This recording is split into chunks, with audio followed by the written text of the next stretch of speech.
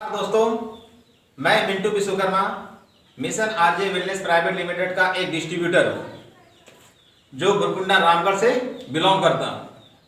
मेरे सहयोगी मिस्टर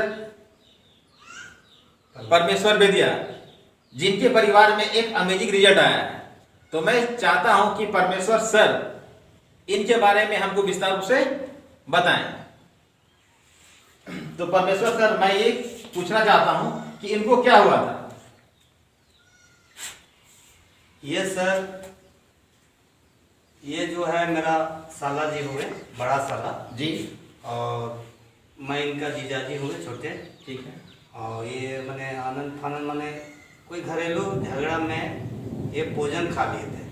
ठीक है। और इसको उसी दरमियान हम लोग हॉस्पिटल ले गए, नर्सिंग होम। तो वहाँ पर ये डॉक्टर जो है हम लोग को 3 दिन रखा और 3 दिन में यही बोला है कि 95% से ज़्यादा मरने का चांस है और 5% से कम जीने का चांस है, ये डॉक्टर ने बोला। ये वहाँ के डॉक्टर ने बोला था जी। तो उसके बाद आपको प्रतिक्रिया क्या हुआ? उसके बाद आपने क्या किया? हम सर ऐसी मैंने जैसे अनुज सर हमको फ़ोन किए थे तो क्या हाल है नहीं है, हम बोले सर अभी तो हम हॉस्पिटल में हैं सर और ऐसे ऐसे केस हो गया है मेरा साला के साथ में। तो अनुज सर ने बताया कि आपके पास में थिंक सेल है। तो थिंक सेल मेरे पास तो नहीं था, पर बगल के एक साथी के पास था जिनसे हम 4 खुराक मांगे चम्मच में पुड़िया बना करके। और हम लोग जो है जिस दिन हम लोग डिस्चार्ज कराते हैं उसी दिन जो है हम लोग 3 पुड़िया यूज कराए। तीनों पुड़िया में अलग अलग ढंग का कुछ प्रतिक्रिया मिला था।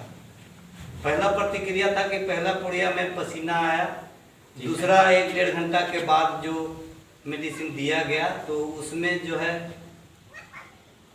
ये क्या बोलते हैं भोजन का जो ये अंदर में जो था ये झाग वो फैन टाइप का मुंह से निकलने लगा। और तीसरा बार देखे ऑटोमेटिक ये जो है क्या बोलते हैं कोमा में गए थे, पिपुल भी नहीं खेल रहा था। तो तीसरा डोज में ये हाथ पैर हिलाना शुरू कर दिए थे। ये था सर। तो फिर जब आप वहां से घर लेके आए उसके बाद का प्रतिक्रिया क्या हुआ? उसके बाद फिर आप क्या किए? घर लेके आए तो एक पुड़िया बचा हुआ था जो हम आए और बोले कि वो पुड़िया को भी खिलाइए, चूँकि प्रतिक्रिया तो हो दिख रहा था। तो पुड़िया को खिलाएं और फिर हम अपना छोटा साला से बोले कि एक तो थिंक सेल का फाइल मंगा लीजिए। और हम लोग थिंक सेल का फाइल मंगाए। दूसरा दिन घंटा घंटा करके खिलाएं तो दूसरा दिन से उनका आवाज़ जो है वॉइस सांस के माध्यम से निकलना शुरू हो गया। तो शुरुआती दौर में तो खाना नहीं खाते थे? नहीं। तो उस समय कैसे खाना खाते थे?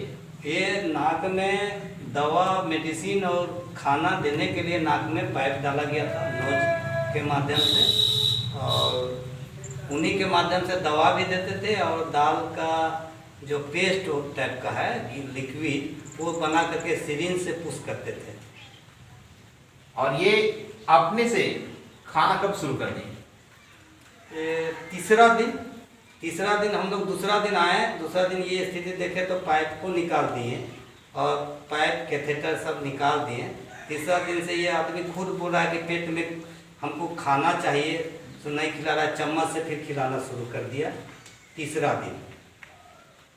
तो आप इस थिंक सेल के बारे में क्या कह सकते हैं कि आखिर इनका जो जीवन मिला है, फिर से जो जीवन हुआ है, इसमें इसका क्या योगदान है? मेरा मिशन आरजे का थिंक सेल का क्या योगदान है?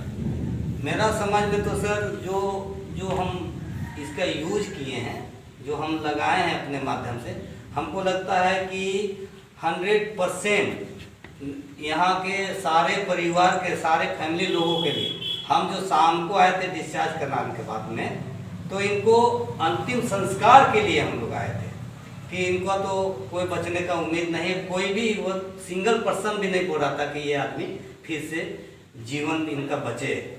तो हम लोग ये प्रक्रिया में आए थे। यहाँ तक कि मेरा एक छोटा साला जो बोले थे कि 5000 रुपया जो बचा हुआ है मेरा भतीजी के पास में, उसको खर्चा करने के लिए नहीं बोलिएगा, क्योंकि ये खर्चा जो है हमारा क्रियाक्रम में खर्च होगा।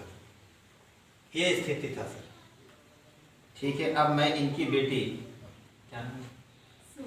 सुबंती। सुबंती कुमारी, जो अपने पिताजी का बहुत सेवा की थी। तो ये जो प्रोडक्ट है, ये प्रोडक्ट इसी के माध्यम से इसको दिलाया जाता था। तो ये दिलाने से पहले इसका मतलब आपके जो पिताजी का हाल कैसा था? बचने का उम्मीद ही नहीं था। बचने का उम्मीद नहीं था। और इसको देने के बाद कब से लग रहा था कि ये ठीक हो जाएगी? 2 घंटा के बाद। 2 घंटा के बाद हॉस्पिटल में दिए थे ना, हम्म। उसके बाद 2 घंटा के बाद लगने लगा कि इससे ठीक हो जाएगा। तो देखिए दोस्तों, ये मिशन आरजे का थिंक सेल है जो बहुत ज्यादा कारगर सिद्ध हुआ। यहाँ पे एक व्यक्ति का जीवन को फिर दोबारा जीवन दिया उसको।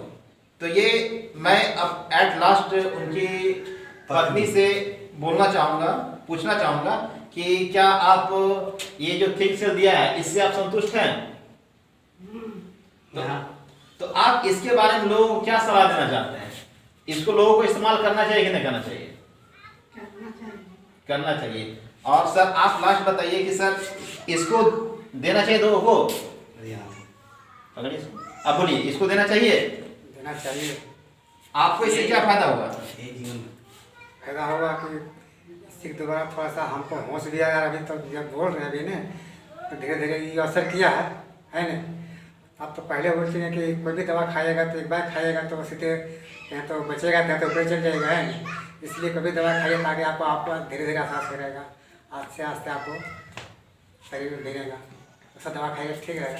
अगर दवा आपको काम किया है, बहुत काम किया है, ऐसा बात नहीं किया, ऐसा बात नहीं।